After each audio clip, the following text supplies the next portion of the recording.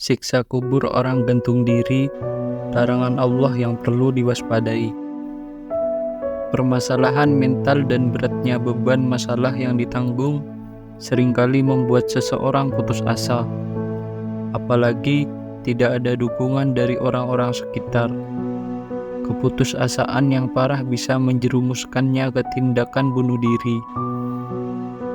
Dalam Islam, bunuh diri adalah tindakan terlarang dan dibenci Allah Subhanahu wa Ta'ala.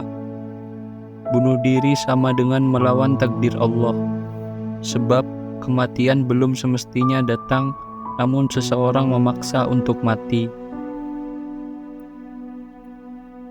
Pemeluk Islam mempercayai bahwa ancaman dan dosa orang yang bunuh diri sangatlah besar. Bahkan dosanya diyakini lebih besar daripada membunuh seseorang. Siksa kubur orang yang bunuh diri, termasuk dengan cara gantung diri, akan diterima seseorang yang melakukannya. Siksa kubur orang yang gantung diri sangatlah pedih, karena ia melawan takdir Allah sebelum dia mencabut nyawanya. Lantas, apa siksa kubur yang dialami orang gantung diri? Simak ulasannya di video ini. Hukum bunuh diri. Islam secara tegas melarang tindakan bunuh diri. Hukum bunuh diri dalam Islam secara tegas adalah haram. Mengapa diharamkan? Karena hidup dan mati setiap makhluk hanya Allah yang berhak menentukan. Sementara bunuh diri adalah tindakan melawan takdir kematian yang ditetapkan Allah Subhanahu wa Ta'ala. Sebagai muslim, kita dilarang melakukan tindakan bunuh diri dengan cara apapun, termasuk dengan cara gantung diri. Tindakan bunuh diri diancam dengan siksa kubur yang sangat pedih.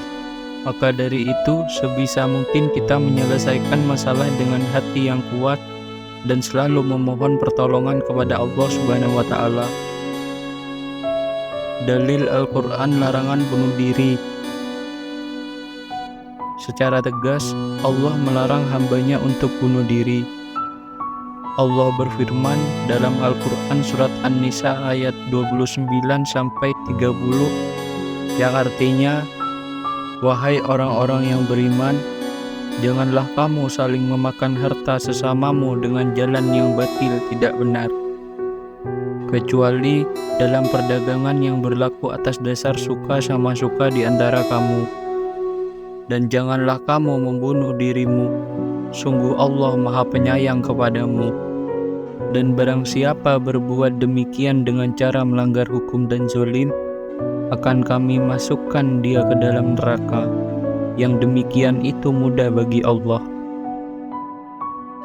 Penjelasan yang selanjutnya, dosanya lebih besar dari membunuh. Dikatakan sebelumnya, dosa orang yang bunuh diri lebih besar daripada membunuh orang lain. Hal ini menegaskan bahwa bunuh diri benar-benar diharamkan dalam Islam. Dalam kitab Al-Mawsu'atul Fiqhiyah Al-Kuwaitiyah dijelaskan mengenai dosa tindakan bunuh diri yang disebut lebih besar daripada membunuh orang lain. Berikut kutipan dari kitab tersebut, yang artinya, sungguh orang yang melakukan bunuh diri dosanya lebih besar dibanding orang yang membunuh orang lain.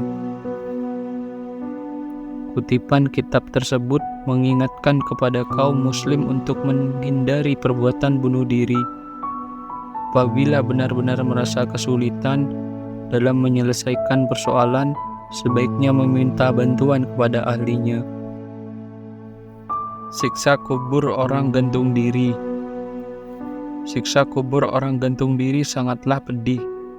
Bahkan disebutkan dalam suatu riwayat orang yang gantung diri akan kekal di neraka selama-lamanya.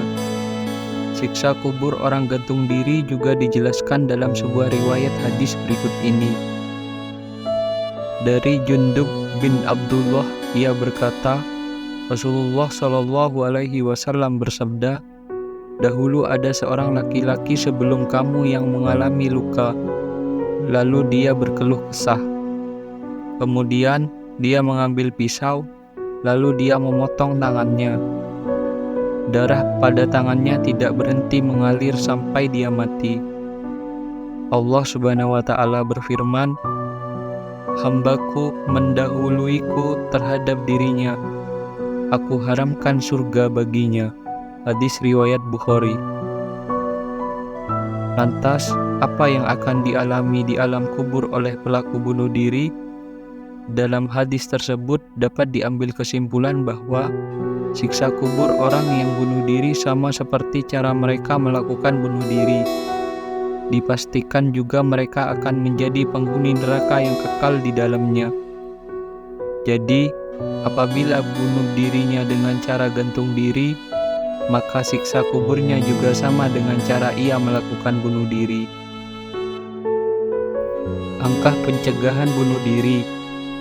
Apabila kita menemukan tanda-tanda seseorang akan bunuh diri di sekitar kita, maka segeralah lakukan langkah-langkah berikut ini untuk mencegah terjadinya tindakan terlarang itu.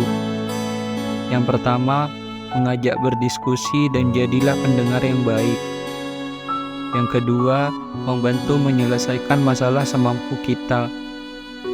Yang ketiga, selalu menemaninya dan jangan biarkan ia merasa kesepian.